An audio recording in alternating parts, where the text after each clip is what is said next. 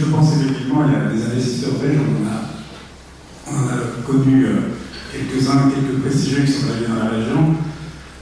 Il y a aussi, je voulais amener cette petite remarque par rapport à l'investissement. L'investissement, c'est pas seulement de l'argent. L'investissement, c'est aussi du temps, c'est de la passion.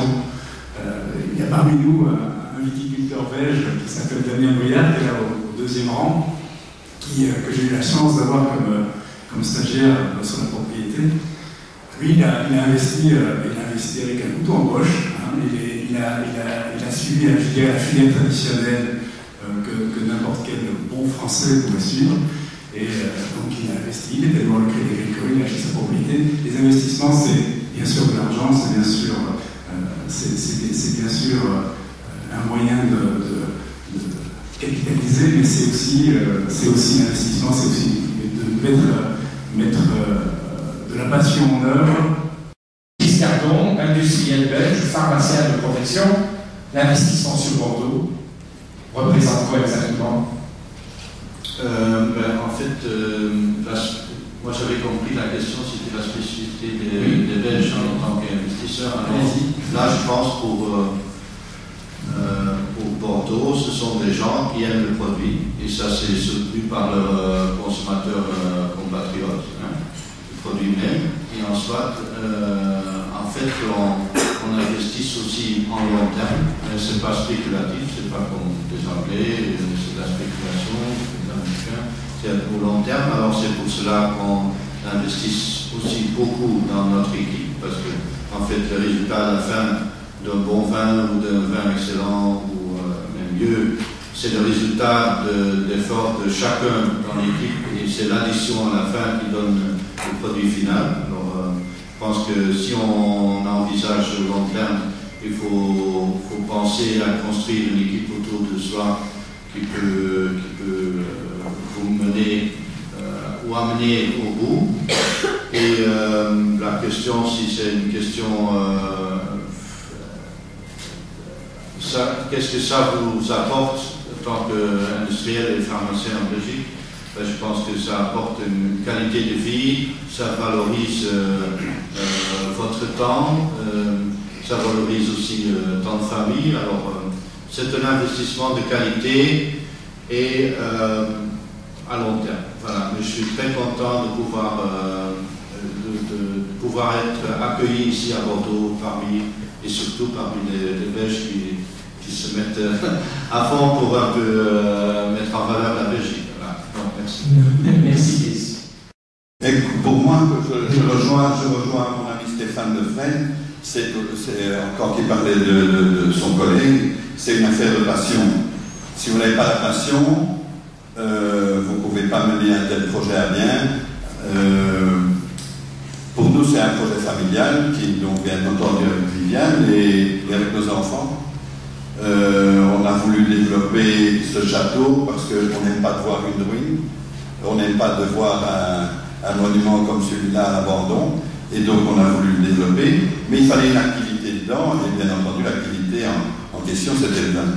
Et c'est difficile de s'improviser vigneron, et combien de temps il vous a fallu pour prendre conscience de tout ce que ça représente? Mais on est dans la région depuis quand même un certain temps. On a fréquenté notre ami Stéphane Massard et d'autres vignerons, et avec eux on a un peu vu les problèmes, et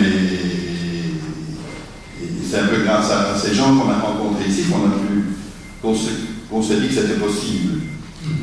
Quelles ont été les grandes étapes, mais surtout les difficultés ou les choses les plus difficiles à surmonter? Les plus difficiles à surmonter. Le crédit agricole. Non, le problème pour nous, c'était de trouver comme disait M. Cardon, c'était de trouver les bons collaborateurs. Et puis on a cette chance de pouvoir travailler avec Michel Rolland, qui nous guide quand même beaucoup dans tout ce que nous faisons au niveau de la vie et du vin. À ce propos, Monsieur de Skepper, vous avez un œnologue aussi qui est pour tous les châteaux ou simplement pour l'un et pas l'autre? Non, je ne suis pas une vedette comme Michel Rolland. J'ai mon directeur qui a une très grande expérience dans la vinification, qui a fait à peu près le tour du monde pour faire du vin en Australie, en Afrique du Sud, et qui est bien dans l'équipe depuis maintenant une vingtaine d'années. Et je dois dire que la qualité de nos vins se sont beaucoup améliorées depuis que je l'ai engagé. Je crois qu'il y a différentes vitesses, différents contextes dans lesquels on restaure le patrimoine. Je crois que le patrimoine, c'est d'abord la trace du passé qui fut, et les bâtiments n'ont pas toujours la fonction qu'ils ont aujourd'hui ou qu'ils sont appelés à avoir. La vitesse de la restauration est naturellement plus ou moins rapide selon si c'est fait avec des fonds de l'exploitation ou si c'est avec des fonds extérieurs. À tout bien, tout honneur, c'est pas une critique du tout, au contraire, vous me comprenez pas bien. Et je crois qu'on a la vocation, je crois qu'on a d'abord le devoir collectif en tant que paysan. Le paysan, c'est celui qui habite le pays, mais je ne vais pas trop m'étendre là-dessus. Mais je crois qu'on a le devoir collectif de restaurer notre patrimoine quand nous en avons les moyens. Et je crois qu'aujourd'hui, le plus difficile ou le plus laborieux, c'est d'abord de le restaurer, d'abord techniquement, dans le respect des règles de sa construction, mais il peut aussi être traité de façon contemporaine. Et je crois que ce qu'on fait André et Viviane Lafranc a amené l'illustration. On a essayé de faire ça dans certains bâtiments aussi à la maison, et aussi de leur donner une fonction. Et je crois que l'association entre la restauration du patrimoine, sa fonction technique dans nos métiers de vignerons aujourd'hui, éventuellement associé à l'accueil, on en parlera tout à l'heure, je crois que c'est souvent un chemin un petit peu, pas ardu, mais laborieux, mais qui finit souvent par avoir, quand on est au cœur de la restauration soi-même et au cœur de l'utilisation des bâtiments et de ce qu'ils sont censés rayonner, c'est quand même ça aussi un travail passionnant. Merci.